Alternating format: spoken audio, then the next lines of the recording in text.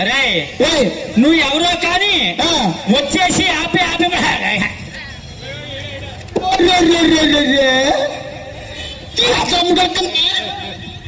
ఎవరన్నా మాట్లాడుతున్నావు బామ్మర్దే ఓరి బామ్మర్దే ఏంట్రా బాబా ఏంటి అనే మాట్లాడి ఈ బొమ్మలు ఈ గార ఈ బుట్టి పీకెత్తలాగా